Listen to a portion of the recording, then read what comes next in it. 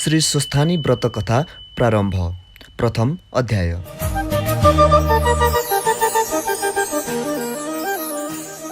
प्राचीन समयमा अगस्त्य मुनि आफ्नो आश्रममा बसी तपस्या गरिरहेको बेला एक दिन भगवान स्कन्द कुमार मयूरमा चढेर त्यहाँ पाल्नुभयो। अगस्त्य मुनिले भगवान कुमारलाई आसनमा बसाई स्वागत सत्कार गर्नुभयो।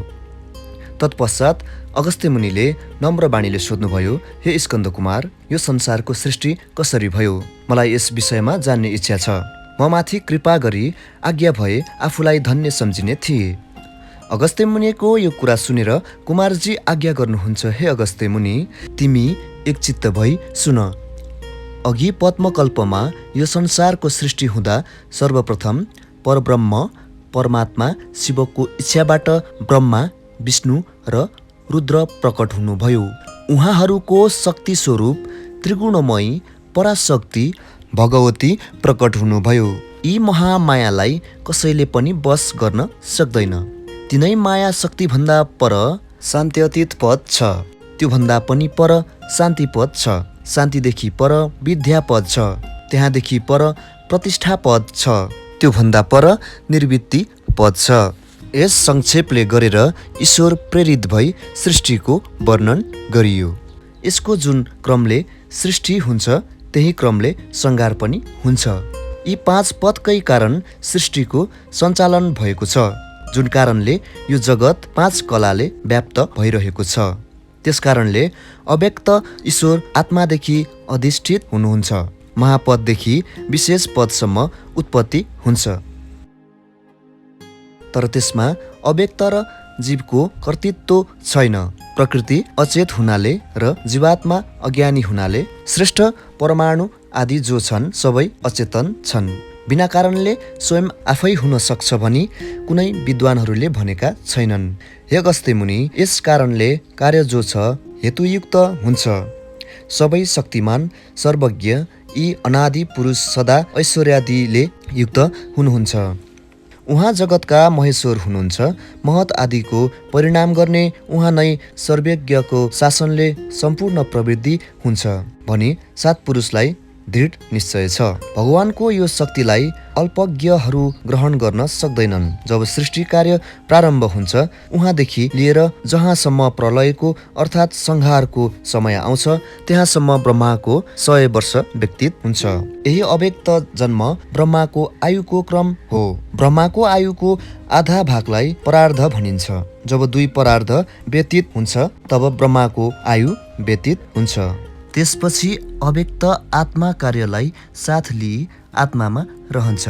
तब यो ब्रह्माण्ड आत्मामा रही विकारयुक्त हुन्छ। आफ्ना धर्मले यी प्रधान पुरुष रहिरहन्छन्। तब 2 गुण तम र सत्व पनि समान भइरहन्छ र सर्वत्र व्याप्त भई फैलिरहन्छन्। गुणले समान हुँदा तमोमय हुने हुनाले एक अर्काबाट भिन्न रहन सक्दैनन् र वायुले शान्त गराएको निश्चल जल झैँ थाहा पाउन सकिँदैन। त्यस जगतको अज्ञात समयमा उनै महेश्वरी देवी प्रधान पुरुषको साथमा रही माया योगले प्रवेश भई शोभित हुनुहुन्छ। त्यसपछि प्राणीको सृष्टि गर्ने हेतुले इच्छा भए जति आज्ञाले अव्यक्तदेखि सृष्टि हुन्छ। जुन परमात्माको मायाले यो सम्पूर्ण उत्तरोत्तर सृष्टि विचित्र मनोरथहरूले सहित भई समाप्त हुन्छ। ती परमात्मालाई त्यो मार्ग जान्नेहरू शब्द ब्रह्म भनी पुकार्दछन्। सबै प्राणीका विलक्षण परमात्मा उनैलाई कोटि कोटि नमस्कार छ।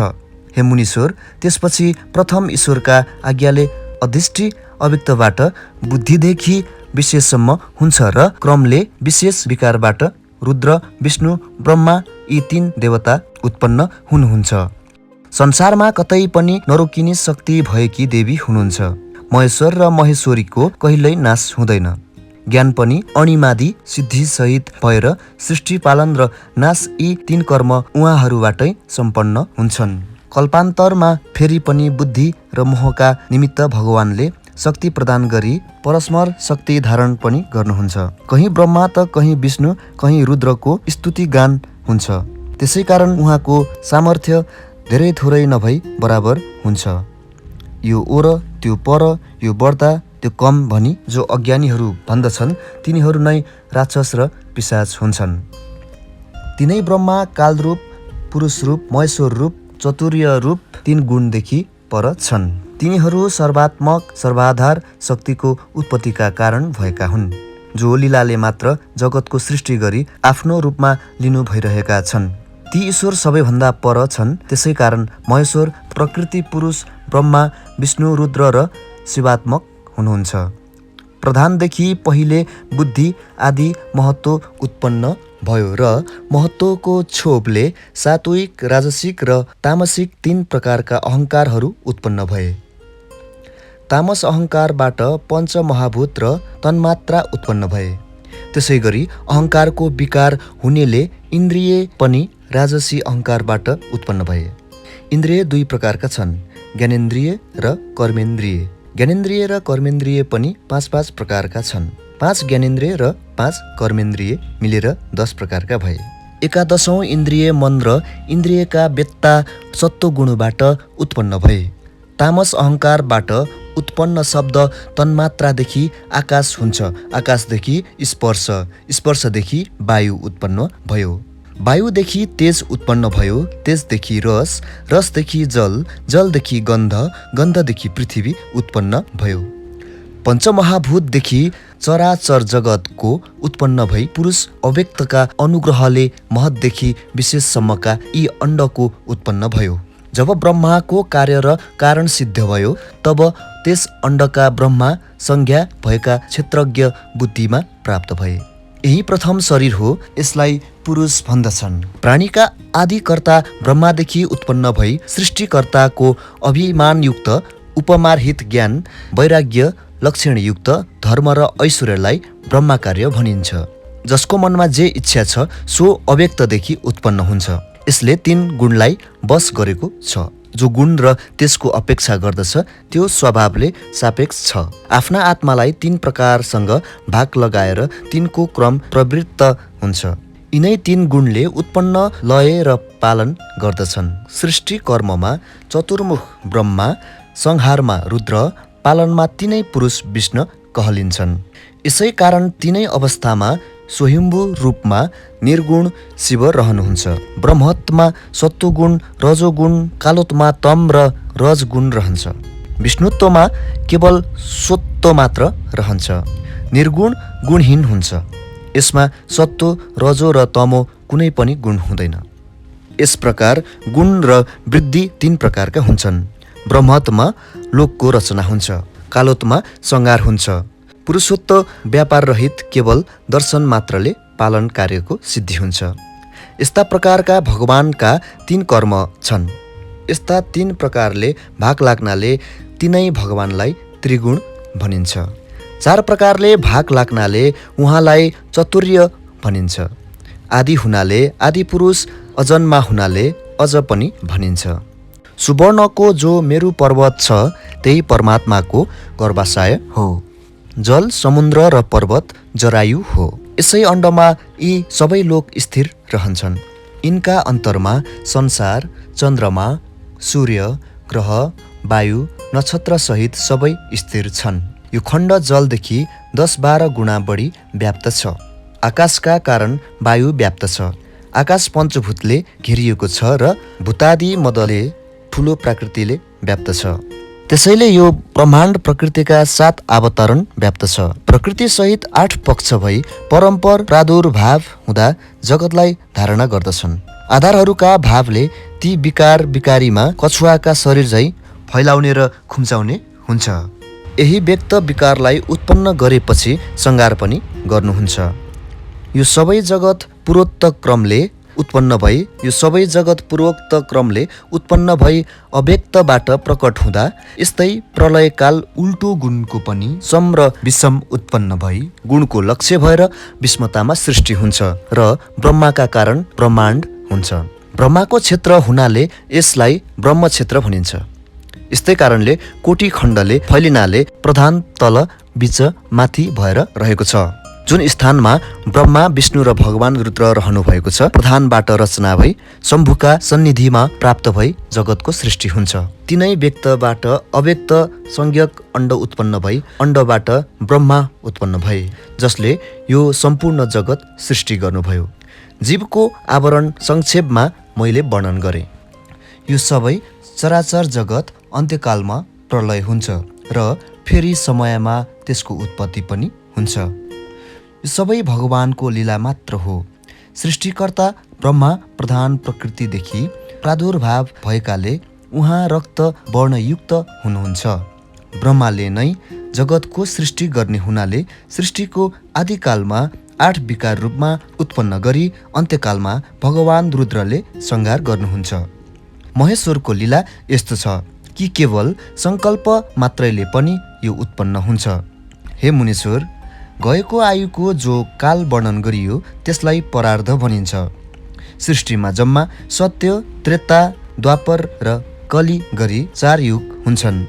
यिनीहरूमा सत्ययुग 17,28,000 वर्षको हुन्छ, त्रेतायुग 12,88,000 वर्षको हुन्छ, द्वापरयुग 8,86,000 वर्षको हुन्छ र कलियुग 4,32,000 वर्षको हुन्छ।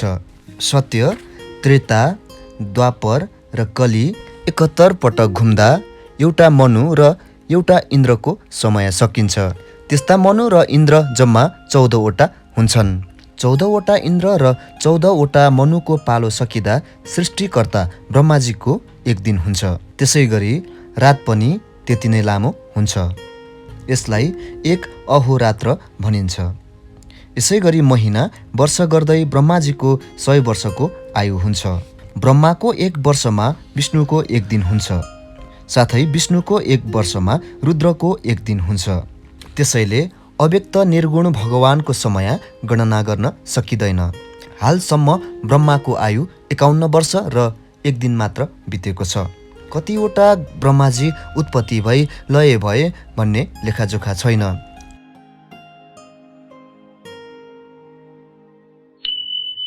द्वितीय अध्याय।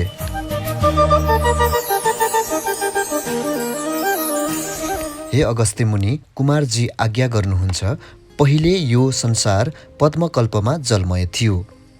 त्यहाँ परब्रह्मा अव्यक्त स्वरूपको सङ्कल्पबाट उत्पन्न हुनुभयो र महाविष्णुका नाभिदेखि सहस्रदल कमल उत्पन्न भयो। त्यस कमलमा निर्गुण शिवका दायाँ हातबाट ब्रह्मा उत्पन्न भएर विष्णुको नाभिमा उत्पन्न कमलमा बसी संसार सृष्टि गर्ने विचार गर्न लाग्नुभयो। त्यस समयमा विष्णु भगवानले आफ्नो कान कोट्याउँदा औँलामा आएको कानेगुजी समुद्रमा फाल्दा त्यो 2 टुक्रा भयो र सो विष्णुका कानेगुजीदेखि वीर पराक्रमी मधु र कैटभ नाम गरेका 2 दैत्य उत्पन्न भए।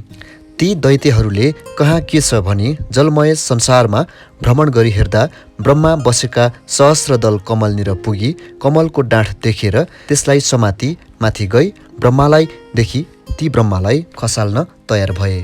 तब ती दैत्यहरूदेखि डराएर ब्रह्माले योगमाया भगवतीको आराधना गरे। ब्रह्माजीको आराधनाले महामाया उमादेवी प्रकट हुनुभयो। योगमाया भगवती प्रकट भएपछि ब्रह्माले बिन्ती गरे, हे ईश्वरी, हजुरलाई कोटी कोटी नमस्कार। विष्णुलाई जागा गराइदिनुहोस्। मलाई 2 जना दानवले ज्यादै दुःख दिए। ब्रह्माको यस्तो वचन सुनि योगमाया उमाले श्री विष्णुलाई जागा गराउनुभयो र श्री विष्णु जागा भई मधु र कैटभलाई देख्नुभयो। ती दैत्यले हे भगवान, विष्णुलाई देखेपछि युद्धको स्वरले आफ्नो तागत देखाउन खोजे। दैत्यको चालले भगवानलाई दैत्यको क्षमता जाँच्ने मन भयो। त्यसपछि क्रोधले चाँडै युद्ध गर्न अघि सरी दिव्य 5000 वर्षसम्म विष्णु र मधु कैटभ बीचमा भयङ्कर युद्ध भयो। मधु र कैटभ दैत्य धेरै बलवान भएकोले विष्णु भगवानले पनि उनीहरूलाई जित्न सक्नु भएन। त्यसपछि भगवान विष्णुले साक्षात् महामाया भगवतीको मनमा स्तुति गर्नुभयो, जसबाट भगवती प्रसन्न नभई दैत्यहरूको मनमा मोह ल्याइदिनुभयो। यो कुरा भगवान विष्णुलाई थाहा भयो र भन्नुभयो, हे दैत्य हो, तिमीहरू धेरै पराक्रमी रहेछौ। म प्रसन्न भए वरदान माग। यसरी विष्णुले आज्ञा गर्दा मधु र कैटभ दैत्यले अहङ्कार गरी भने, हे विष्णु, युद्धमा तिमीलाई हामीले जित्यौँ। अब तिमीले के वरदान देउला? युद्धमा जसले हार्छ बरु त्यसले जित्नेसँग वरदान माग्छ। त्यसकारण तिम्रो इच्छा भएको वर हामीसँग माग। दैत्यहरूको मन भगवती महामायाको मोहजालमा परेको हुनाले उनीहरूले विष्णु भगवानलाई यस्ता वचन भने। त्यो सुनि विष्णु आज्ञा गर्नुहुन्छ, हे दैत्यहरू, तिमीहरू धेरै बलवान रहेछौ।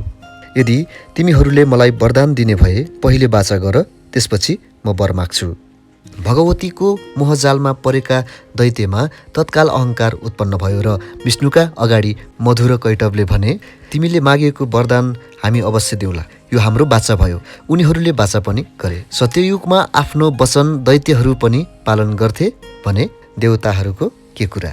त्यसपछि विष्णु आज्ञा गर्नुहुन्छ, हे दैत्य हो, अरू थोक के मागु, तिमीहरू दुईजनालाई मार्न सकु, मेरो हातबाट तिमीहरू मर।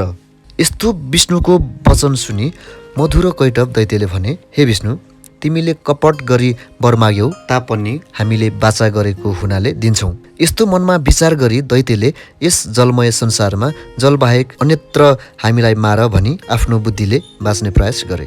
विष्णु भगवानले पनि दैत्यको इच्छा बमोजिम हुन्छ भनी ती दुवै दैत्यलाई काखमा राखेर सजिलैसँग मार्नुभयो। ती दैत्यहरूको मासुबाट शीतकालमा तुषारले पानी जमे झैँ समुद्रको जलमा पृथ्वी उत्पन्न भयो। हाड र नसाले पर्वत र पत्थर भयो। त्यो देखि ब्रह्माले अब संसार सृष्टि गरौँ भनी विचार गरे। सृष्टि गर्न लाग्दा भगवान महादेवको आराधना गरे। महादेवबाट आज्ञा भयो, हे ब्रह्मा, तिमीले नारायणको आराधना गरी सृष्टिको काम गर। ब्रह्माजीले भगवान विष्णुको आराधना गरी विष्णुको आज्ञाले 14 लोकको सृष्टि गरे। ती कुन कुन भने, भूलोक 1, भूवरलोक 2, स्वर्लोक 3, मोहरलोक 4, जनलोक 5, तपलोक 6, सत्यलोक गरी 7 लोक थिए। यी लोकमा देवताको बास हुने गर्दछ। यसै गरी अतल 1, वितल 2, सुतल 3, तालतल 4, महातल 5, रसातल 6, पातल 7 लोक भए। यहाँ यक्षहरू वासना भोग गरेर बस्दछन्। यस प्रकार स्वर्ग र पातलमा 7-7 गरी 14 लोक सृष्टि गरे। फेरि द्वीप सृष्टि गरे। ती कुन कुन हुन् भने, जम्बुद्वीप 1, प्लक्षद्वीप 2, साल्मली द्वीप 3, कुशद्वीप 4, कौशद्वीप 5, शाकद्वीप 6, पुष्करद्वीप 7, फेरि 7 समुद्र सृष्टि गरे।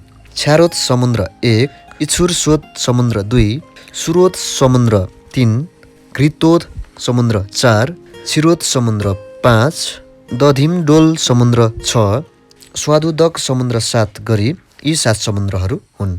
यसै गरी जम्बुद्वीप छिरोद समुद्रले बेष्टित छ। त्यहाँ अग्निध्र नामक राजा राज्य गर्छन्। दोस्रो प्लक्षद्वीप हो। यो इच्छुरस्रोत समुद्रले बेष्टित छ। त्यहाँ इग्मजिओ राजा राज्य गर्छन्। तेस्रो साल्मद्वीप सुरोत समुद्रले बेष्टित छ। त्यहाँ यज्ञबाहु नामक राजा राज्य गर्छन्।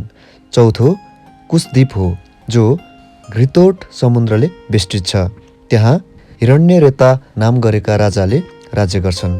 पाँचौँ क्रौचद्वीप हो, जो छिरोत समुद्रले बेष्टित छ।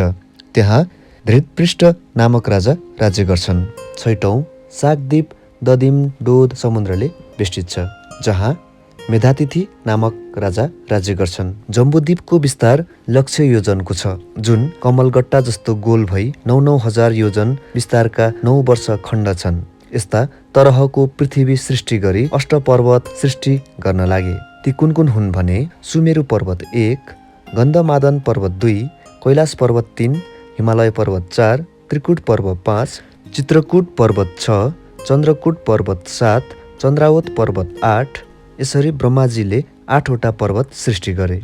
हे अगस्त्य मुनि, यसपछि ब्रह्माजीले प्राणीहरूको सृष्टि गरू भनी श्री महादेवको समीपमा दिव्य 12,000 वर्ष अघि कष्ट गरी तपस्या गर्दा महादेव प्रत्यक्ष प्रकट भई दर्शन दिनुभयो।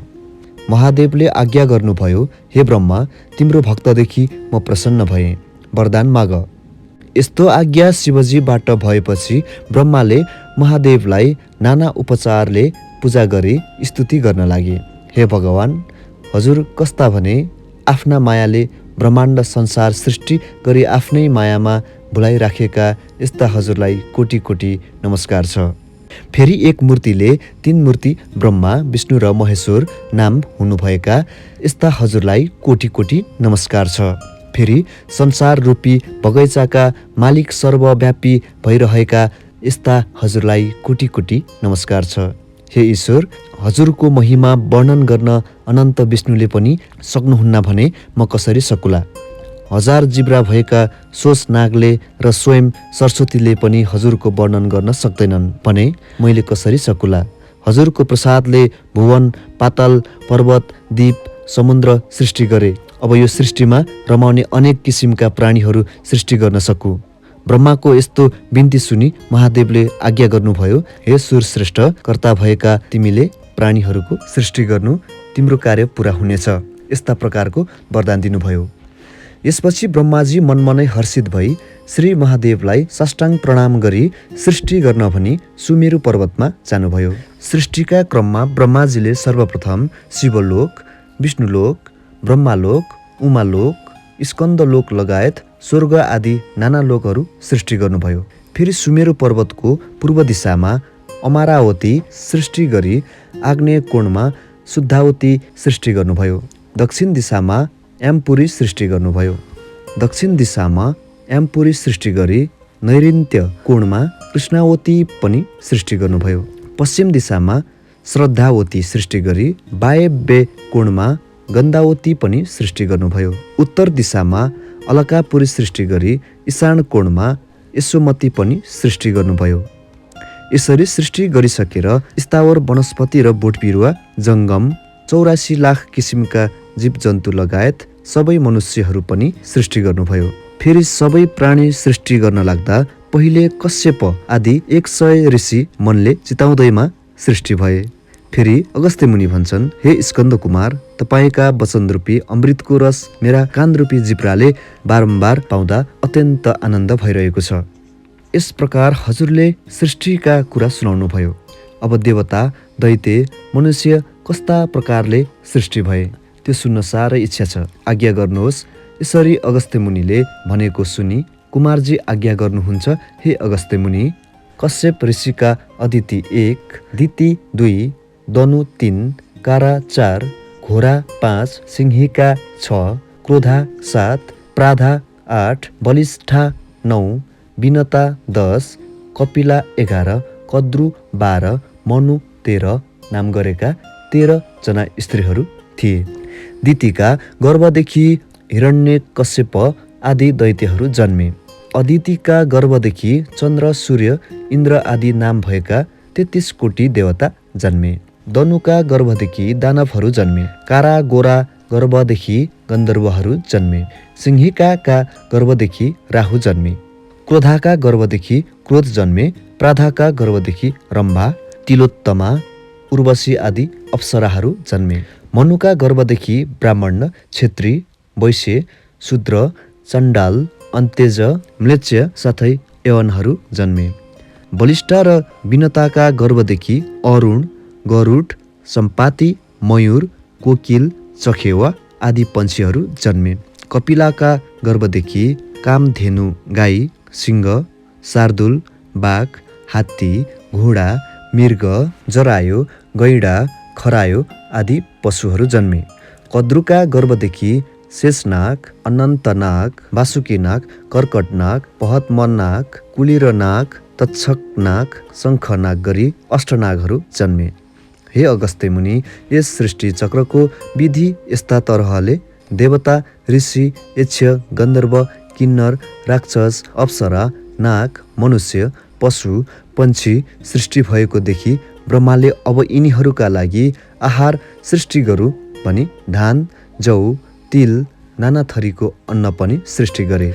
हे अगस्त्य मुनि, संक्षेपले मात्र बताउँछु, अरू सबै कुरा पुराणहरूबाट विस्तारपूर्वक बुझौँला। यति सृष्टिको कुरा बताए। अब तिमीलाई के सुन्न इच्छा छ भन भनी कुमारले आज्ञा गर्दा अगस्त्य मुनि भन्छन्, हे पार्वती नन्दन, कुन कुन भुवनका कुन कुन देवता छन्, दिक्पाल कसरी भए त्यो आज्ञा गर्नुहोस्। अगस्त्य मुनिका यी जिज्ञासा सुनि कुमारजी आज्ञा गर्नुहुन्छ, हे अगस्त्य मुनि, कैलाश भुवनमा श्री महादेव हुनुहुन्छ। उमा भुवनमा भुवनेश्वरी पार्वती हुनुहुन्छ। वैकुण्ठ भुवनमा विष्णु हुनुहुन्छ। सत्य भुवनमा ब्रह्मा हुनुहुन्छ। नैऋत्य भुवनमा अरू ऋषिहरू छन्। यति भुवनको कुरा बताए। अब दिक्पाल कसरी भए त्यो पनि बताउँछु, सुन।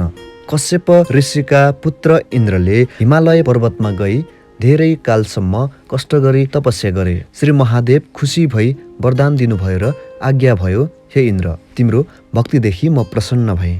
वरदान दिन्छु, तिमी पूर्व दिशाको दिक्पाल भयो भनी अमरावतीको अधिपति गराई पठाउनु भयो। फेरि अर्का तपस्वीले त्यसै गरी तपस्या गरे। महादेव प्रसन्न भई यमराज भनी नाम राखी दक्षिण दिशाको दिक्पाल भयो भनी यमपुरीको अधिपति गराई पठाउनु भयो। फेरि एउटाले गई त्यसै गरी तपस्या गरे। महादेव प्रसन्न भई निरत्ति भनी नाउँ राखी नैरत्य कोणको दिक्पाल भयो भनी कृष्णावतीको अधिपति गराई पठाउनु भयो। फेरि एउटाले गई त्यसै गरी तपस्या गरे।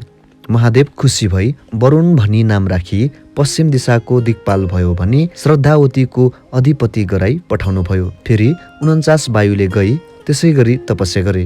महादेवले प्रसन्न भई वरदान ल्याऊ भनी आज्ञा गर्दा 49 वायुले हामी 49 जनाले एक हुन सकौं, हामीले कोही नदेखुन्, शब्द मात्र सुनुन्, बलमा पनि कसैले जित्न नपाउन् भनेर स्तुति गर्दै वर मागे। महादेवले तथास्तु भनी वरदान दिई वायु भनी नाम राखी वायव्य कोणको अधिपति गराई पठाउनु भयो। फेरि अर्कोले गई त्यसै गरी तपस्या गरे। महादेव प्रसन्न भई कुबेर भनी नाम राखी उत्तर दिशाको दिक्पाल भयो भनी अलकापुरीको अधिपति गराई पठाउनु भयो। फेरि एउटाले गई त्यसै गरी तपस्या गर्दा महादेव प्रसन्न भई विश्वकर्मा भनी नाम राखी ईशान कोणको दिक्पाल भयो भनी यशोमतीको अधिपति गराई पठाउनु भयो। हे अगस्त्य मुनि, यति दिक्पालहरू भएको कुरा बताए। अब महादेवकी आदिशक्ति सतीदेवीले देहत्याग गर्दा उत्पात भएको कुरा बताउँछु, राम्रोसँग सुन। यस प्रकारले कुमारजीले आज्ञा गर्दा अगस्त्य मुनि भन्छन्, हे कुमारजी, सतीदेवीलाई महादेवले किन र कसरी विवाह गर्नुभयो, साथै कसरी उहाँले देहत्याग गर्नुभयो, देहत्याग भएपछि के उत्पात भयो, त्यो सम्पूर्ण कुराको विस्तारपूर्वक आज्ञा गर्नुहोस्। तृतीय अध्याय।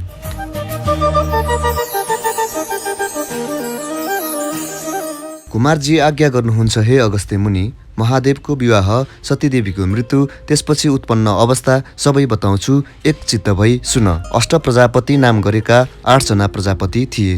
तिनीहरूमध्ये दक्ष प्रजापति भन्ने अत्यन्त प्रतापी राजा थिए। उनकी बिरणी नाम गरेकी स्त्री थिइन्। ब्रह्माजीको आग्रहले दक्ष प्रजापतिले कठोर तपस्या गरे, जसबाट आदिशक्ति महामाया दुर्गादेवी प्रसन्न भई दक्ष प्रजापतिको घरमा पुत्री भएर जन्मिने वरदान दिनुभयो। त्यसको केही समयपछि बिरणी गर्भिणी भई मास पूर्ण भयो र गर्भवती दुर्गा स्वयं पुत्री भएर दक्षको घरमा जन्म लिनुभयो। कस्ती पुत्री भने 1000 सूर्यका तेज जस्तो तेज भएकी, 32 लक्षणले युक्त, पद्मपत्र जस्तो नेत्र भएकी, रक्तवर्ण अरुणोदय भए जस्ती परम सुन्दरी पुत्री जन्मेको देखि दक्ष प्रजापतिले मनमा आनन्द लिई आफ्नो पुरोहित, गुरु, वशिष्ठ आदि ऋषिहरू र ज्योतिषीहरूलाई बोलाएर विधिपूर्वक न्वारण गराए। वशिष्ठ आदि ज्योतिषी ऋषिहरूले ज्योतिषी शास्त्रको विचार गरी ती बालिकाको नाम सतीदेवी राखेर यिनी तीनै लोकमा प्रख्यात हुनेछिन् भने। दक्ष प्रजापतिले ऋषिहरूलाई श्रद्धापूर्वक दक्षिणा दिई भोजन गराएर बिदा दिए।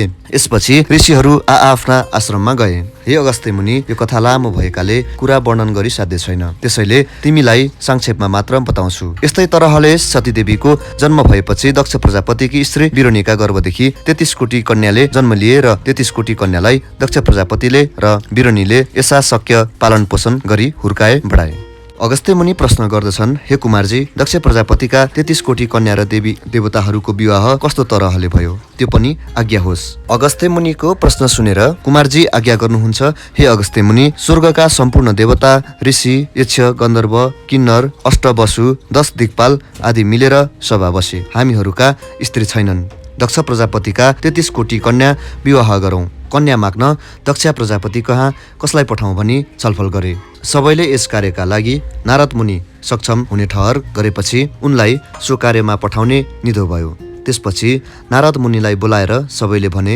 हे नारद मुनि, तपाईँ दक्ष प्रजापति कहाँ गई उनका कन्याहरू हामीलाई दिन्छन् कि मागी आउनुहोस्। देवताको वचन सुनि नारद मुनि हौस् भनी दक्ष प्रजापतिका घरमा गए। दक्ष प्रजापतिले नारद आएको देखि पेटी चढाए र शिष्टाचार गर्दै आसनमा बसाए। त्यसपछि दक्ष प्रजापतिले सोधे, हे नारद मुनि, हजुर के कति कामले मेरो घरमा पाल्नुभयो? नारद मुनिले आफूलाई देवताहरूले पठाएको कुरा वृत्तान्त वर्णन गरे। नारद भन्छन्, तिम्रा 33 कोटी कन्या 37 कोटी देवताहरूलाई देऊ। देवताहरूले आपसमा सल्लाह गरेर तिम्रा पुत्री माग्न मलाई पठाएका हुन्। नारद मुनिले भनेको सुनि दक्ष प्रजापति खुसी भई भन्न लागे, हे नारद मुनि, राम्रो कुरा गर्नुभयो। म धन्य रहेछु। तपाईँका यस अमृत रूपी वचनले मेरा 33 कोटी कन्या देवताहरूलाई कन्यादान दिए। तर छोरी सतीदेवी चाहिँ दिने छैन, किनभने मेरा पुत्र छैनन्। सम्पत्तिको रक्षा कसले गरिदेला? अरू 33 कोटी कन्या देवताहरू जहिले भन्लान्, तपाईँ जस जसलाई दिनु भन्नुहोला त्यसलाई दिउँला। अब तपाईँ देवताहरू कहाँ गई विवाहको तिथि ठहराई पठाउनुहोस्। यस तरहको दक्षले नारदलाई नाना उपचारले पूजा गरे। विवाहको प्रस्ताव दक्ष प्रजापतिले स्वीकार गरेपछि नारद मुनिले म जान्छु भनी दक्ष प्रजापतिसँग बिदा मागी स्वर्ग गए। देवताहरूका माझ पुगी दक्ष प्रजापतिसित भएका कुरा वृत्तान्त वर्णन गर्दै सतीदेवी बाहेक दक्ष प्रजापतिका अन्य 33 कोटी कन्याहरू 33 कोटी देवतालाई दिएको बताए। नारदले भने, हे देवता हो, अब विवाहको दिन ठहराई दक्षको घरमा जानुहोस्। नारद मुनिले यस्तो कुरा भनेको सुनि देवताहरू खुसी भई धन्य धन्य नारद मुनि भनी विवाहको सामग्री तयार गर्न लागे। उपयुक्त लगन जुराई विवाह गर्न आउने जानकारी लिएर पुनः नारद मुनिलाई पठाए। नारद आएको देखि दक्ष प्रजापतिले देवताको खबर सोधे, उनको स्वागत सत्कार गरे। नारदले देवताहरू विवाहका लागि आउने सूचना दिँदै तयारी अवस्थामा बस्न भने। त्यसपछि नारद आफ्नो मार्गमा हिँडे। दक्ष प्रजापति विवाहको तयारीमा लागे। निश्चित लगनमा देवताहरू आए। दक्ष प्रजापतिले देवताहरू आएको देखि मनमा आनन्द लिँदै नाना मङ्गल यात्रा गरी आफ्ना मर्यादाले सतीदेवी बाहेक 33 कोटी कन्या 33 कोटी देवतालाई कन्यादान गरिदिए। त्यसपछि देवताहरूले कन्यादान पाई आफ्ना आश्रममा गए। यो वृत्तान्त कैलाश पर्वतमा रहनुभएका श्री महादेवले चाल पाउनुभयो। शिवजीले विचार गर्नुभयो, यी देवताहरूले मलाई एक वचन पनि नसोधी मलाई वास्ता नगरी आफूले मात्र कन्यादान लिएछन्। कैलाशको अधिपति म हुँ र मेरा स्त्री पनि छैनन्। अब मलाई कन्या कसले देला? ध्यान दृष्टिले विचार गरी हेर्दा दक्ष प्रजापतिका 33 कोटी कन्या मध्ये सबैभन्दा जेठी सतीदेवी बाँकी रहेकी रहेछन्। देवताहरूले मेरो मर्यादा राखेका रहेछन्। अब ती कन्या माग्न दक्ष प्रजापति कहाँ कसलाई पठाउँ कि म आफै जाउँ भन्ने विचार गरी आफै जानुभयो। अब महादेव दक्ष प्रजापतिको घर छेउमा पुग्नुभयो। तब महादेव आएको टाढैबाट देखेपछि दक्ष प्रजापतिले भन्न लागे, हे प्रिय, त्यो आएको महादेव हो, के भन्न आएछ? यसरी बिरुनीसित दक्षले भने। महादेव दक्षको घरमुनि पुगी बोलाउँदा दक्ष प्रजापतिले झ्यालबाट भने, माथि आऊ। अब महादेव दक्षको घरमै पुग्नुभयो।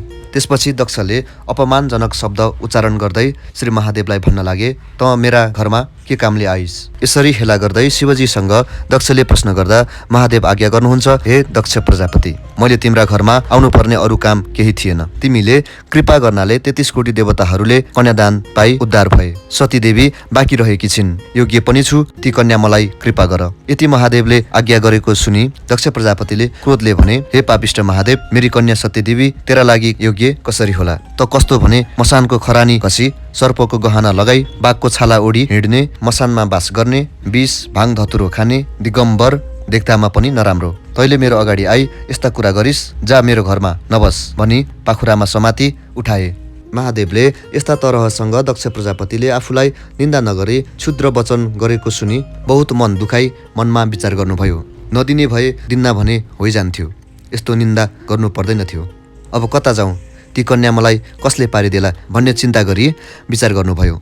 यसपछि विष्णुलाई सम्झनुभयो। श्री महादेवले सम्झना गर्ने बित्तिकै भगवान विष्णु सतर्क हुनुभयो। त्यसपछि श्री महादेव विष्णु भगवान भएको स्थानमा जानुभयो। श्री महादेव आएको देखि भगवान विष्णुले झट्ट उठी आदर गरी आसनमा बसाएर आज्ञा गर्नुभयो, हे ईश्वर, के कामले आज मेरो घरमा परिश्रम गर्नुभयो? श्री महादेवले आफूले सतीदेवी माग्न जाँदा दक्ष प्रजापतिले नाना तरहको निन्दा गरेको विष्णुसँग बताउनुभयो। साथै दक्षले गाली गरी पाखुरामा समातेर लखेटेको प्रसङ्ग पनि सुनाउनुभयो। श्री महादेवबाट यस्तो आज्ञा भएको सुनि विष्णुले भन्नुभयो, हे ईश्वर, यो काम म पार लाउँला, चिन्ता नगरी बक्सियोस्। म दक्ष प्रजापति कहाँ जान्छु, बरु म नाउन्जेल हजुर यहाँ राज गर्नुहोला। यसरी भगवान विष्णुले महादेवलाई पर्खाई आफू दक्ष प्रजापतिको घरमा जानुभयो। दक्ष प्रजापतिले विष्णु आएको देखि विष्णुलाई प्रणाम गरे। यसपछि दक्षले विष्णुलाई माथि लगी आदर गरी आसनमा बसाली भन्न लागे, हे विष्णु, आज मेरो घरमा किन पवित्र गर्नुभयो? दक्षको प्रश्न सुनेर भगवान विष्णु आज्ञा गर्नुहुन्छ, हे दक्ष प्रजापति, केही माग्न भनी आएको छु। दिने भए माग्छु, नदिने भए के मागौँ? दक्ष प्रजापतिले विष्णुका कुरा सुनेर दिन्छु भन्ने वाचा गरे। त्यसपछि श्री विष्णु आज्ञा गर्नुहुन्छ, हे दक्ष प्रजापति, वैकुण्ठको अधिपति भएर पनि मलाई मनपर्ने स्त्री नभएको हुँदा तिम्री पुत्री सतीदेवी मलाई कन्यादान गर, किनभने तिमीले कृपा गर्नाले 33 कोटी देवताहरूले तिम्रा 33 कोटी कन्याहरू पाई आनन्द भएका छन्। अब सतीदेवी बाँकी रहेकी छिन्, ती कन्या मलाई कृपा गर। यति श्री विष्णुले आज्ञा गरेको सुनि दक्ष प्रजापतिले मनमा विषाद गरी भने, हे विष्णु, मेरा पुत्र छैनन्, सम्पत्तिको रक्षा गर्न राखेकी यो पुत्री हो, दिने त थिइन, के गरू, मैले बाचामा हारेर दिनु पर्यो। ती कन्या तपाईँकी भइन्, सुदिन ठहर्याई कन्यादान लिनुहोस्। यति दक्ष प्रजापतिले भनेको सुनि श्री विष्णु हर्षित भई वैकुण्ठ जानुभयो। विष्णु आएको श्री महादेवले देखि आज्ञा भयो, हे विष्णु, तपाईँ गएको काम के भयो? यसरी श्री महादेवले आज्ञा हुँदा श्री विष्णु बिन्ती गर्नुहुन्छ, हे ईश्वर, म गएको काम भने जस्तै भयो, तर ती कन्या मलाई भनी मागी आए। विवाहको दिनमा तपाईँले एउटा वृद्ध सन्यासीको रूप लिई कन्यादान दिने ठाउँमा आई भिक्षा माग्नु। हजुर त्यहाँ त्यस्तो समयमा आउनुहोस् जुन समयमा कन्यादान दिन दक्ष प्रजापति तयारी भएका हुनेछन्। त्यसपछि हजुरले त्यहाँ भन्नुहोला, मलाई भिक्षा नदिई कन्यादान दिए पनि श्राप गरूला। त्यसपछि त्यहाँ मैले भन्नेछु, हे सन्यासी, मेरो कन्यादानको बेला बित्न लाग्यो, कन्यादान भइसकेपछि भिक्षा दिउँला, श्राप नगर, बरु यहाँ आई बस। यसपछि म बसेको ठाउँमा बसाली राखुला र दक्ष प्रजापतिले कन्यादान दिँदा उसको आँखा छली सतीदेवी तपाईँको हातमा पारिदिउँला। यस पनि यति बेला आउनुहोला भनी दक्ष प्रजापतिसित भएका कुराको वृत्तान्त गर्नुभयो। विष्णुको वचन सुनि महादेव हर्षित भई कैलाश पर्वतमा जानुभयो। चौथौं अध्याय।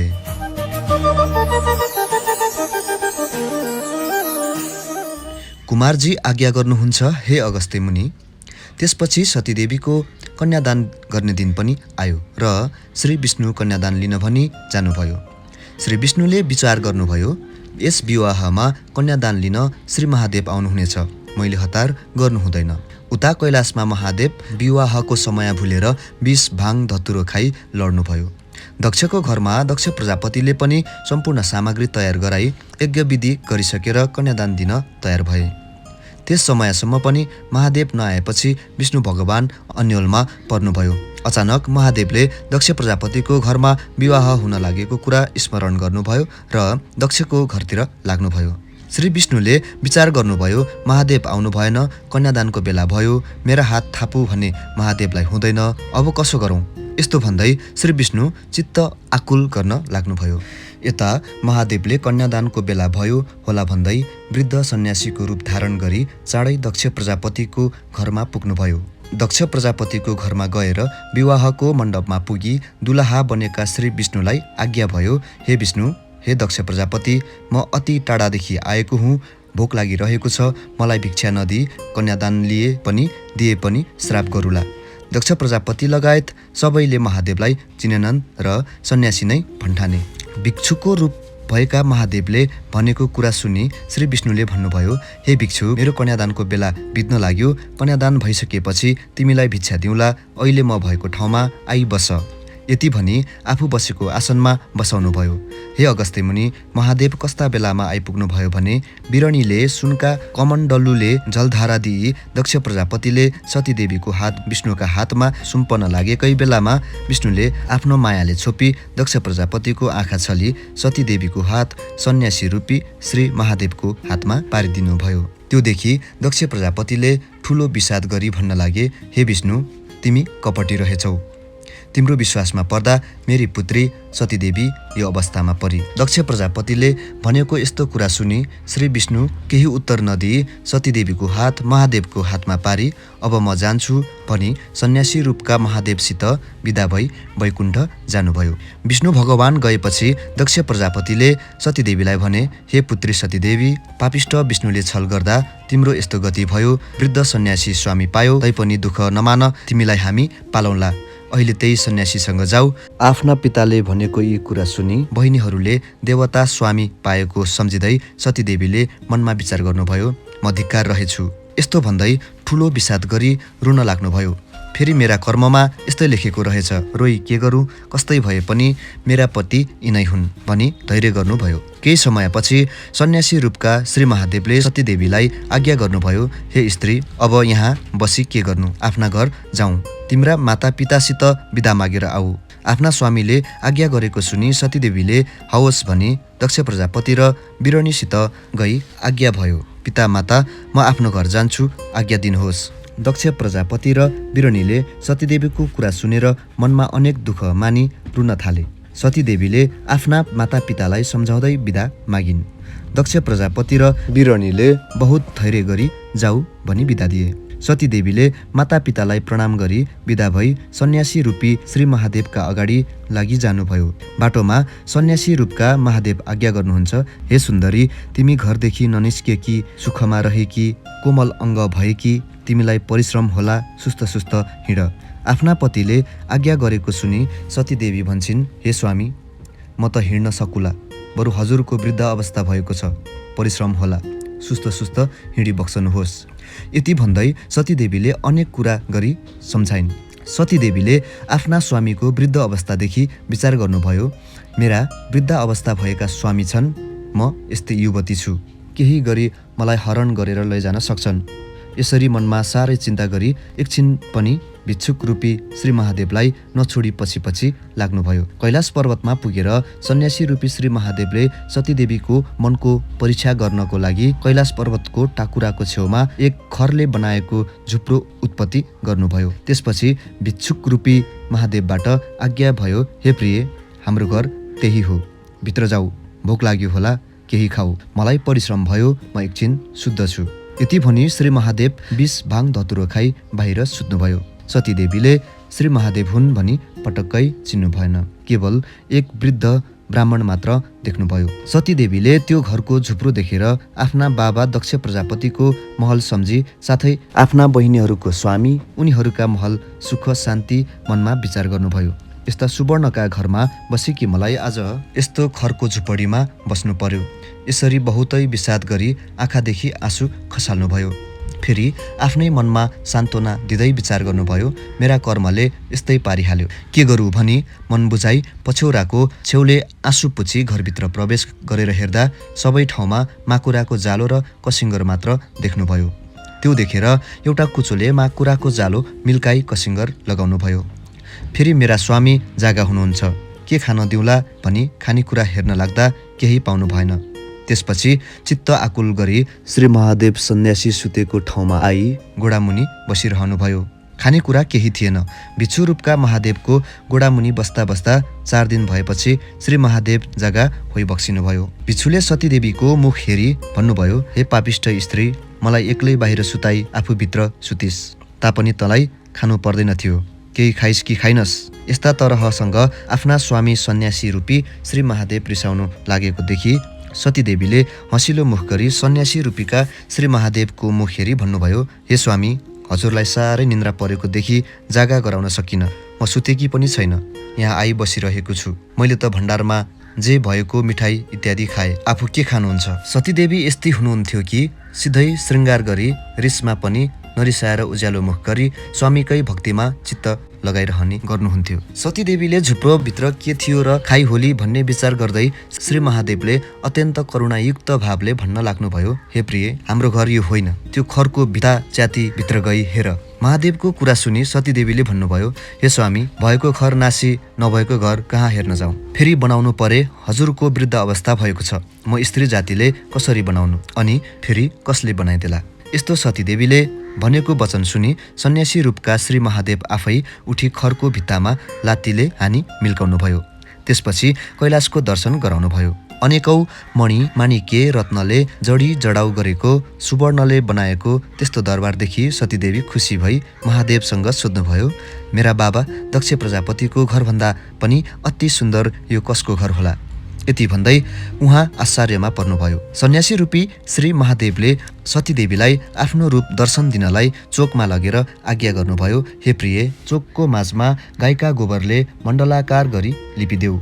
सतीदेवीले महादेवको आज्ञा मानि गोबरले भुइँमा लिप्नुभयो। वृद्ध सन्यासी रूपका श्री महादेवले लिपेको ठाउँमा गई उभिनासाथ निर्मल स्फटिक जस्तो वर्णनको विश्वम्भर मूर्तिको दर्शन दिनुभयो। कस्तो रूप भने, हे अगस्त्यमुनि, शिरमा चन्द्रमा, कमरमा बाघको छाला, सुन्दर मणि कानमा, स्फटिक सेतो शरीर, कोटी सूर्य जस्तो भएको तेज भएको चन्द्रमा जस्तो शीतल यस्तो स्वरूप देखेर सतीदेवीले मनमा आनन्द गरी आँखादेखि हर्षका आँसु बगाई मनमा भन्नुभयो, म धन्य रहेछु, कैलाशाधिपति जगदीश्वर श्री महादेव स्वामी पाए।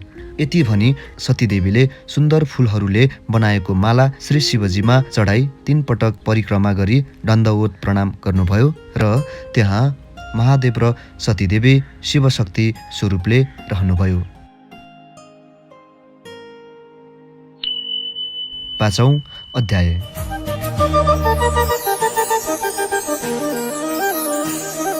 कुमारजी आज्ञा गर्नुहुन्छ, हे अगस्त्य मुनि। यसरी दक्ष प्रजापतिले आफ्ना 33 कोटी कन्या 33 कोटी देवताहरूलाई कन्यादान गरी सबैलाई ज्वाइँ बनाए, आनन्दले रहे। हे अगस्त्य मुनि, सतीदेवीलाई श्री महादेवले विवाह गर्नुभएको कुरा बताइसके। अब के सुन्ने इच्छा छ? यस प्रकार कुमारजीले आज्ञा गरेपछि अगस्त्य मुनि बिन्ती गर्नुहुन्छ, हे कुमारजी, त्रिपुरासुरले कस्तो तपस्या गर्यो? श्री महादेवले त्यसलाई कसरी भस्म गर्नुभयो? मलाई यो सबै आज्ञा गर्नुहोस्। कुमारजी आज्ञा गर्नुहुन्छ, हे मुनिवर। जब विष्णुले हिरण्याक्षलाई मार्नुभयो तब सम्पूर्ण दानवहरू निकै दुखी भएर चिन्ता गर्न लागे। त्यसबेला मय नाम गरेका एउटा दैत्यले मनमा अति चिन्ता गरी विचार गर्न लाग्यो, जसरी कामदेव नहुँदा रति थिएनन् त्यसै गरी त्यो दैत्यको राजा मय पनि ठुलो चिन्ताले आफ्ना सहयोगीहरू तारकाक्ष, विधुन्माली र कमलाक्ष नाम गरेका दैत्यहरूलाई साथमा लिई घोर तपस्या गर्न लाग्यो। मैल लगायत ती 3 जना दैत्य पौष माघको जाडोमा हिमालयमा गई तपस्या गरे। उनीहरू पानीमा भिजेर तपस्या गरे। वैशाख जेठको घाममा पञ्चानग्नि तापेर पनि तपस्या गरे। वर्षाकालमा बिना छानो चौरमा बसेर पनि तपस्या गरे। यस्तै तरहले तपस्या गर्दा गर्दै दिव्य 10,000 वर्ष बित्यो।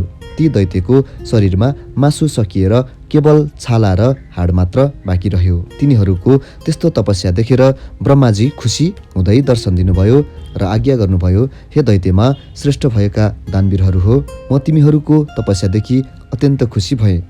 तिमीहरूका मनमा जे इच्छा छ सो वर माग, म दिन्छु। ब्रह्माजीले यति भनेपछि ती 3 दानवहरूले ब्रह्माजीलाई साष्टाङ्ग दण्डवत गरी हात जोड्दै बिन्ती गरे, हे ब्रह्माजी, हजुर यदि हामीदेखि प्रसन्न हुनुहुन्छ भने हामीलाई अवधित्व वरदान दिनुहोस्, अर्थात् हामीले मर्न नपरोस्, हाम्रो बल पराक्रम पनि ठुलो होस्। फेरि हामीहरू विमान समान सुन्दर 3वटा पुर सहर बनाउने छौँ। त्यसमा मनुष्यको गति नहोस्, त्यस्ता प्रकारसँग हाम्रो मृत्यु नहोस्। हामी ठुला बलवान पराक्रमी हौँ। यस्ता तरहले मय आदि दैत्यले वरदान मागेको सुनि ब्रह्माजी आज्ञा गर्नुहुन्छ, हे दानव श्रेष्ठ, त्यस्तो अवध्य वरदान त म दिन सक्दिनँ।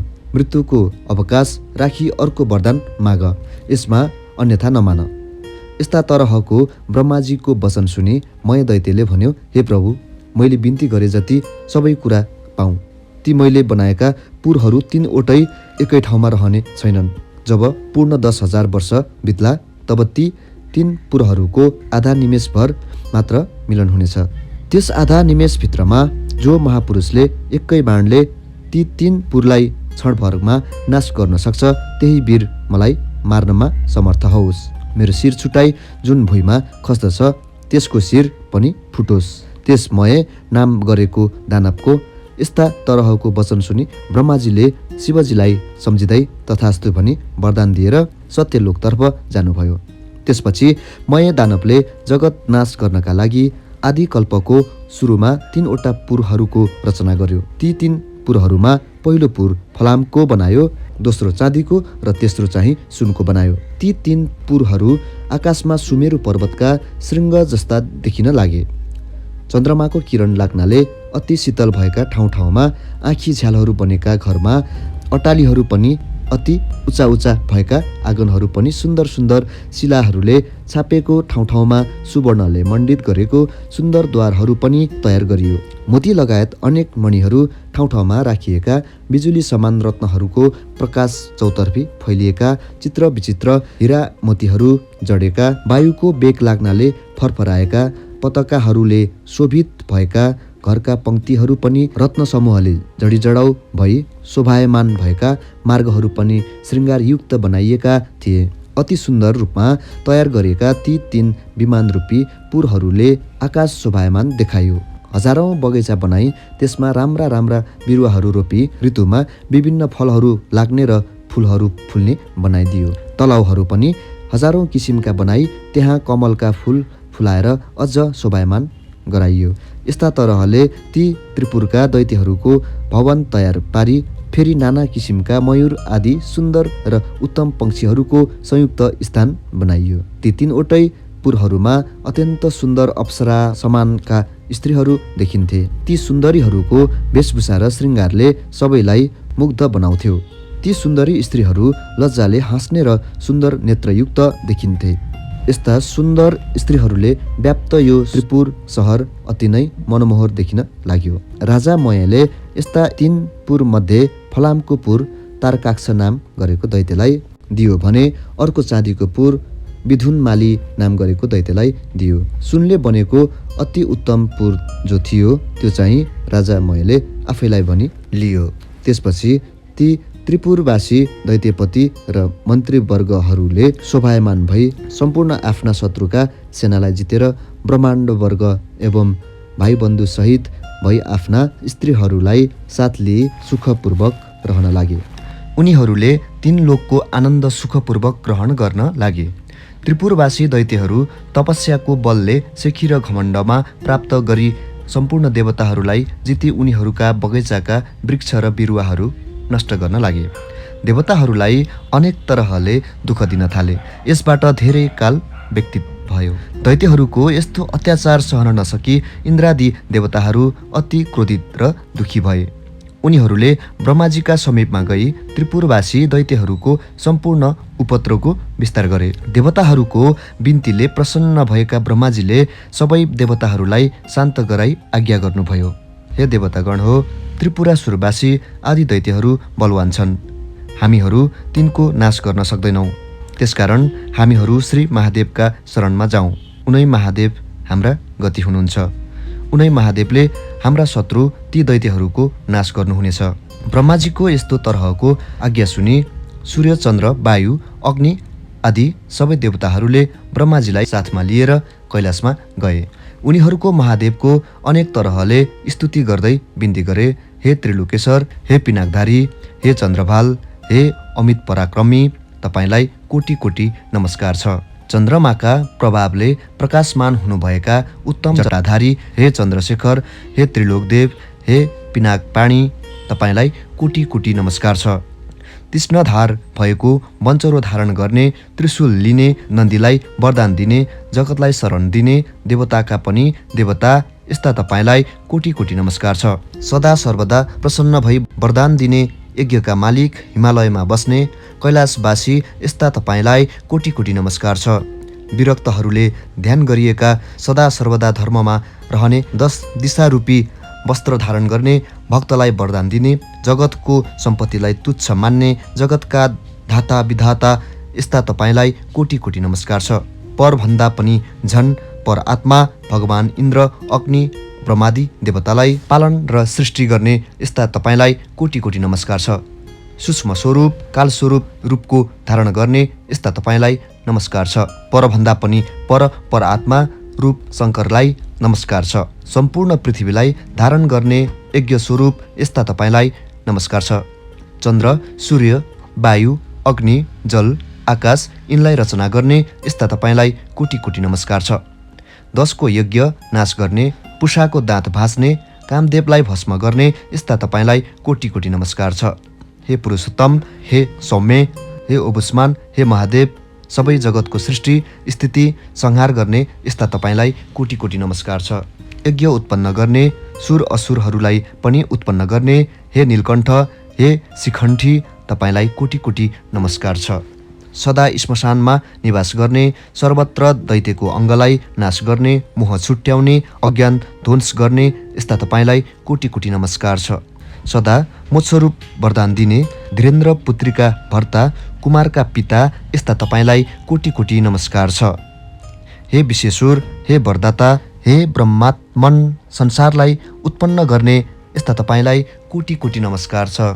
हे चण्डीश्वर, हे योगेश्वर, हे सर्व, हे रुद्र, हे भीम, हे शम्भु, हे ईश्वर, हामीदेखि प्रसन्न हुनुहोस्, हजुरलाई कोटी कोटी नमस्कार छ। यस्ता प्रकारले देवताहरूले स्तुति गरेपछि प्रसन्न भई श्री महादेवले आज्ञा गर्नुभयो, हे देवता हो, जो वर माग्छौ माग, म सम्पूर्ण पुरा गरिदिनेछु। लोकमा मैले नदिने कुरा केही छैन। श्री महादेवबाट यस्तो आज्ञा भएपछि सम्पूर्ण देवताहरू बिन्ती गर्दछन्, हे प्रभु, ब्रह्माजीका वरदानको उन्मत्त भएका मय आदि गरिएका दैत्यहरूले हाम्रो उर्वशी आदि गरिएका अप्सराहरूलाई पनि लुटेर लगे। सम्पूर्ण उपवनहरूका उत्तम बिरुवाहरू पनि लुटी बगैँचाहरू नष्ट गरिदिए। सबै देवताहरूको नाश गरी हामीलाई ठुलो दुःख दिँदैछन्। हे भगवान, ती दैत्यहरूको नाश गर्न ब्रह्मा पनि असमर्थ छन्, विष्णु पनि असमर्थ छन्। हे भगवान, जस्ता प्रकारले देवताहरूको जय हुन्छ त्यही वरदान बक्सनुहोस्।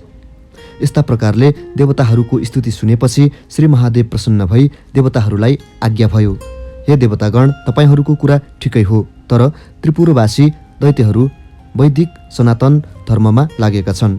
घर घरमा होम यज्ञ र शिव साधनामा रत भएका कारणले उनीहरू मेरा भक्तहरू हुन्। मैले मेरा भक्तको नाश गर्न मिल्दैन, बरु भगवान विष्णुको शरणमा जाओ। विष्णुको आज्ञाले जे गर्नुपर्छ त्यो गर्नु। श्री महादेवको कुरा सुनेर देवताहरू दुखी हुँदै श्री विष्णुको शरण लिन वैकुण्ठमा पुग्यो। विष्णुको समीपमा गई अनेक स्तोत्रले भगवान हरिको प्रार्थना गरे। देवताहरूको कुरा सुनेर भगवान श्री हरिले मनमनै श्री महादेवलाई सम्झिनुभयो र आफ्नो शरीरबाट मायाले छोपी एक भिक्षुक प्रकट गर्नुभयो। त्यसअघि श्री विष्णुको आदेशले त्रिपुर नाश गर्नको लागि अनेकौं भमराहरू गएर त्रिपुरवासीलाई आक्रमण गर्न लागे, तर शिव सनातन धर्मका प्रभावले त्रिपुरवासीलाई केही गर्न सकेनन्, स्वयं नष्ट भए। भगवान विष्णुले त्यसपछि आफ्नो शरीरबाट उत्पन्न भएका भिक्षुकलाई आज्ञा भयो, हे मुण्डी, तिमी गएर त्रिपुरवासी दैत्यहरूको सनातन धर्म खण्डित गर्ने कलियुगको पाखण्ड धर्म प्रचार गरी आऊ। मेरो आज्ञाले तिमीलाई पाप लाग्ने छैन। तिमी मसानका तिम्रा अन्य 4 शिष्यहरू पनि सृष्टि गर र त्रिपुरवासीहरूलाई सनातन मार्गबाट विचलित गराऊ। भगवान श्री विष्णुको कुरा सुनेर मुण्डीले विष्णुलाई प्रणाम गर्यो र आकाशमा रहेका त्रिपुरहरूमा गयो। मुण्डीले आफ्ना 4 शिष्यहरूको साथमा त्रिपुरवासीहरूलाई एक ठाउँमा भेला गरी सनातन धर्मको विरुद्ध शिक्षा दिन थाल्यो। तैपनि त्रिपुरवासी दैत्यहरू शिव धर्मका प्रतापले विचलित भएनन्। फेरि भगवान विष्णुले नारदलाई डाकेर आज्ञा भयो, हे नारद, तिमी पनि त्रिपुरवासी दैत्यहरूसँग गएर मैले पठाएका ती मुण्डीहरू समक्ष सनातन धर्म विरुद्धको पाखण्ड धर्म ग्रहण गर, जसबाट दैत्यहरू मोहित हौन्। भगवान विष्णुको आज्ञा मानी नारदले पनि त्रिपुरवासीहरू छेउ गई नाटकीय ढङ्गले पाखण्ड धर्मको दीक्षा लिनुभयो। यसबाट दैत्यहरू प्रभावित भई पाखण्ड धर्ममा रत भए। यसबाट यज्ञ, पूजा, होम, वेद, मूर्ति पूजा, तीर्थ, व्रत, सत्य, धर्म, पतिव्रता सबै धर्म नाश भए। त्यसपछि विष्णु समेत सबै देवताहरूले शिवजीको स्तुति गर्दै त्रिपुर नाश गर्नका लागि बिन्ती गर्नुभयो। विष्णु आदि देवताहरूले धेरै स्तुति गरेपछि भगवान शिवजीले आज्ञा गर्नुभयो, मेरो 11 अंश धारण गरी रुद्र तेजोमय रूप भई दानवहरूलाई नष्ट गर्नुहोस्। महादेवबाट यति आज्ञा भएपछि देवताहरू फेरि बिन्ती गर्छन्, हे भगवान, सहस्राङ्गले 1 अंश पनि धारण गर्न सक्दैनौ। महेश्वर तेजलाई धारण गर्नु त के हेर्ने समेत हाम्रो सामर्थ्य छैन। हे भगवान, हामीसँग प्रसन्न हुनुहोस्। हामीले जे गरे पनि दैत्यमाथि जित हासिल गर्न सकेनौ। हे भगवान, आफैले त्रिपुरासुर आदिलाई मारिबक्सनुहोस्। तिनलाई ब्रह्माजीको वरदान प्राप्त भएको छ कि दिव्य 10,000 वर्ष बितेपछि तिनपुर आधा निमेषसम्म मिलन हुनेछ। त्यसैले आधा निमेषभित्रमा 1 बाणले ती तिनपुर भस्म गर्नुपर्नेछ। त्यसपछि मात्र तिनीहरूको मृत्यु होला, अन्यथा तिनीहरूको मरण सम्भव छैन। यस्तो वरदान पाएका दैत्यहरूको नाश गर्न हामी असमर्थ छौँ। हे प्रभु, हामीदेखि प्रसन्न हुनुहोस्। त्रिपुरवासीलाई नष्ट गरी बक्सनुहोस्। खिन्न चित्त भएका देवताहरूले यस्ता तरहले स्तुति गरेपछि आश्वासन दिँदै श्री महादेवबाट आज्ञा भयो, हे देवगण हो, यदि त्यस्तो महादुर्भेद त्रिपुर छ भने म एकै बाणले तिनपुर भस्म गरिदिउँला। दानवादी वीरले रक्षा गरिएको त्रिपुरसँग लड्दा मेरो बललाई थाम्न सक्ने हिमालय पर्वत समान एक रथ तयार गराउनुहोस्। महादेवको यस्तो वचन सुनि सबै देवताहरूले हवस् भनी महादेवलाई नमस्कार गरी खुसी भई आआफ्ना धाममा जाँदा भए। श्री महादेवका निमित्त विश्वकर्माले सम्पूर्ण देवताले युक्त भएको सुवर्णमय एक रथ तयार गराए। त्यस रथको दक्षिण चक्र पाङ्ग्रो सूर्य भए, उत्तरतर्फको चक्र चन्द्रमा भए, दक्षिण चक्रमा द्वादश सूर्य आभूषण बनाइए, उत्तर चक्रमा खोडसकला 27 नक्षत्र आभूषण गराइए। 6 ऋतु पनि रथको दायाँ बायाँतिर राखिए। त्यो रथको गजुर आकाश भयो। पाङ्ग्रा अड्याउने दण्ड मन्दराचलको बनाए। अस्ताचल र उदयचल यी दुवै पर्वत 2 पाङ्ग्राको चुकुल बनाए। अयन सम्वत्सर रथका बेग बनाए। 4 समुद्र रथका 4 कुण्डलीका भए। सम्पूर्ण गङ्गादि तीर्थहरू उत्तम वस्त्र भूषण हलाएका स्त्री रूप भई हातमा चमर लिएर रथको वरिपरि रहे। रथ हाँक्ने सारथी ब्रह्मा भए। ब्रह्मा स्वरूप ओमकारको कोर्रा बनाए। विन्ध्याचलको छत्र मन्दराचल पार्श्वदण्ड भए। सुमेरु पर्वतको धनु बनाए। श्री शेषनाग धनुको ताँदो भए। सरस्वती देवी घण्ट भइन्। साक्षात् विष्णु अग्निबाणको टुप्पो भए। 4 वेद रथका 4 घोडा भए। तारागणहरू घोडाका गहना भए। जति जति यो ब्रह्माण्डमा चिज छन् सबै त्यस रथका अवयव भए। यस्ता प्रकारले त्यो धनु बाणसहित भएको रथ तयार भएपछि भगवान शङ्कर आउनुभयो र पृथ्वी र आकाशलाई कम्पायमान गराई रथमा चढ्नुभयो। इन्द्र आदि पार्षदहरू नन्दी, शङ्कुकर्ण, चण्डेश्वर, गणेश्वर, योगाक्ष यी सबैजना त्रिशूल, पट्टिस आदि हातमा लिएका अनेक तरहका शङ्ख, भेरी, मृदङ्ग बजाउँदै श्री महादेव समक्ष अनेक चित्र विचित्रका पुष्प वर्षा गराउन लागे। श्री महादेवका तेजको भार सहन गर्न नसकी सम्पूर्ण देवताहरू मोह प्राप्त भए। श्री महादेवले देवताहरूलाई मोह भएको जानी आफ्नो तेज केही खिचेर शान्त गर्नुभयो। देवताले रुद्रगणको तेज सहन गर्नलाई केही मात्रामा समर्थ भएर त्यसपछि हे मुनिश्रेष्ठ, त्यही बेलामा नारदजी दैत्यहरू कहाँ गई भन्न लागे, श्री महादेव देवताहरूको स्तुतिदेखि प्रसन्न भई तिमीहरूलाई मार्न भनी आउन लाग्नु भएको छ। अब तिमीहरू आफ्नो बचाउको उपाय गर, नत्र तिमीहरूको सत्यानाश हुनेछ। यस्ता प्रकारको नारदको वचन सुनि राजा मयले आफ्ना साथी तारकाक्ष र विदुन्माली इत्यादि सम्पूर्ण दानवहरूलाई नारदजीले भन्नुभएको कुरा सुनायो। त्यसपछि दैत्यहरूको श्रेष्ठ तारकले भन्यो, हे राजन, किन चिन्ता गर्नुहुन्छ? देवता यथार्थले युद्ध गर्न बाध्य छन्। यो त्रिपुर भेद गर्ने कसैको सामर्थ्य छैन। सम्पूर्ण देवता, यक्ष, किन्नर, गन्धर्व आए पनि यो त्रिपुर अवध्य छ, अर्थात् कसैले नाश गर्न सक्दैन। शत्रुलाई जित्नको निमित्त सामदाम आदि अनेक तरहका नीति छन्। जित्ने इच्छा गर्ने बलियो शत्रुलाई पराक्रम गरी दण्ड दिनु योग्य छ। यस्तो राजा तारकक्षको वचन सुनि विन्धुनमाली भन्छन्, हे राजन, बलहीन देवताहरू हामीसँग कुनै प्रकारले पनि समर गर्न सक्दैनन्। जो मूढ भई युद्ध गर्ला त्यो अवश्य मृत्युमा प्राप्त होला। यसमा के को चिन्ता छ? हामी सबैले युद्धमा लडौँला र ती सम्पूर्ण देवताहरूलाई जिती तपाईँले 3 लोकको इन्द्रपदको भोग गर्नुहोला। अघिका बलवान दैत्यहरू हिरण्याक्ष र हिरण्यकशिपुको पदमा प्राप्त भई 14 भुवनको सम्पत्तिको भोग गर्नुहोला। यस्तो प्रकारको विदुन्मालीको वचन सुनि मयले भन्यो, हे दानववीर हो, अब हाम्रो नाशको बखत भएछ। यस्तो भनी राजा मयले बारम्बार शिर कम्पन गराउँदै फेरि पनि भन्यो, जो शत्रुभन्दा बलियो होस् अथवा बलहीन होस् त्योसँग हामीले सामदाम इत्यादि उपाय गर्नु उचित होला। सम्पूर्ण जगतका मालिक ईश्वर श्री महादेव हुन्। उनै देवता र हामीहरूका स्रष्टा हुन्। यदि आज हामीलाई मार्न स्वयं उनै आउँछन् भने अब उसको उपाय अरू केही छैन। खालि भगवान महादेवको शरण परि प्रणाम गरौँ, यही मेरो मति छ। यदि हामी कठोरता धारण गरी महादेवका अगाडि गई युद्ध गऱ्यौँ भने अवश्य हामीहरू उनका दृष्टिपातले नै भस्म हुनेछौँ। ब्रह्मादि देवता पनि दुखी भई जसका शरणमा जान्छन् आज उनै भगवान महादेव हामीलाई संहार गर्न आउँछन् भने अब हाम्रो के गति होला? जो क्षण मात्रमा सबै जगतको सृष्टि र संहार गर्न समर्थ छन्, जो मुक्तिका दाता सबै जगतका कारण छन्, यस्ता श्री महादेवसँग हामी कसरी युद्ध गर्न सकौँला? हाम्रो विधिहीन तपस्याले के हुन्छ? हे भाइ बन्धु हो, तिमीहरूले धेरै समयसम्म त्रिपुरको भोग गर्यौ, त्यसकारणले तिमीहरू सबै कालले प्रेरित भई युद्ध गर्न भनी उत्सुक छौ। यस्ता प्रकारको मयको वचन सुनि नारदले विचार गर्न लागे, सारा दैत्यको संहार जसरी भए पनि गर्नै पर्छ, त्यसकारण यिनीहरूलाई अनेक उपाय लगाउनै पर्छ। यति भनी नारदले भने, हे महाराज, अब तिम्रो तपस्या क्षीण भयो, ऐश्वर्य भोग समाप्त भयो।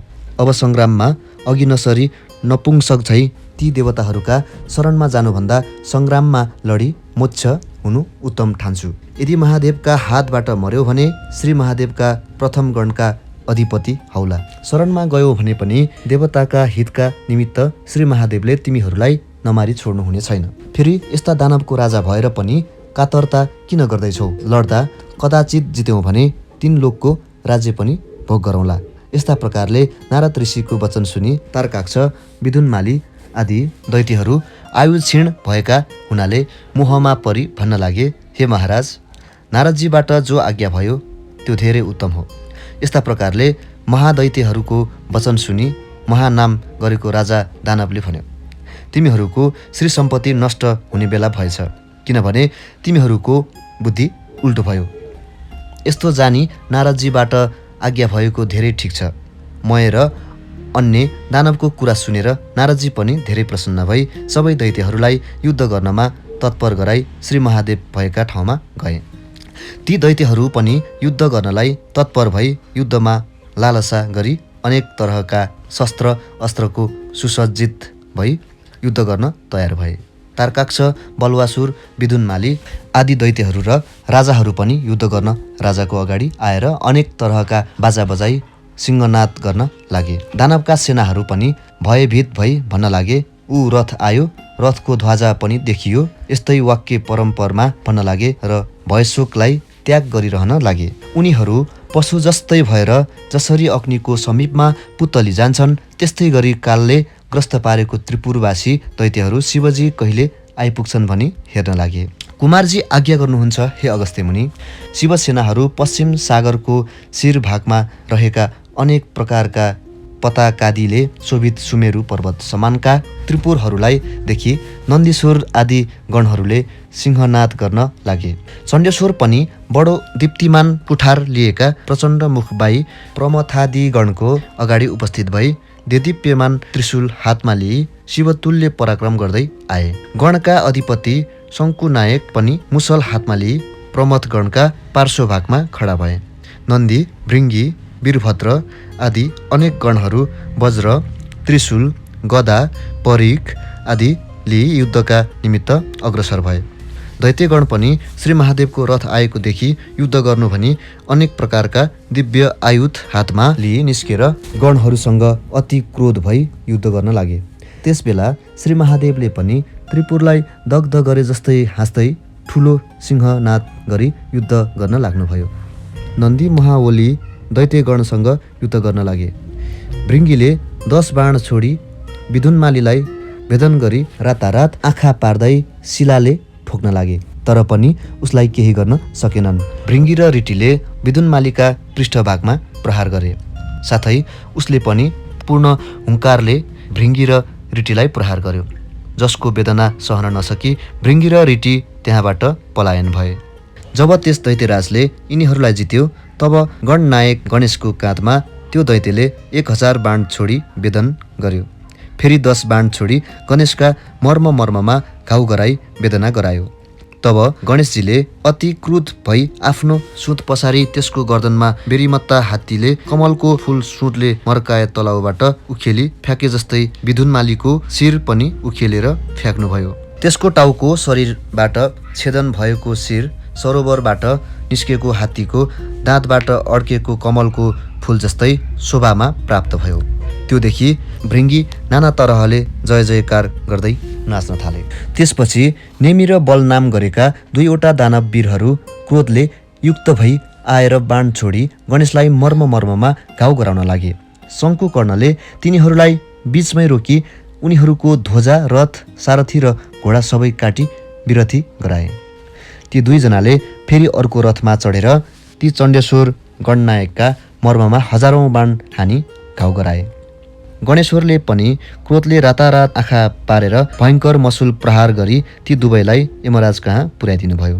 त्यसपछि ठुला ठुला त्रिपुरवासी दैत्यहरू क्रुद्ध भई ठुलो समूहमा निस्केर नाना तरहको चक्र, वज्र, त्रिशूल, कुठार लिएर महादेवका गणमाथि छम्टी महाघोर युद्ध गर्न लागे।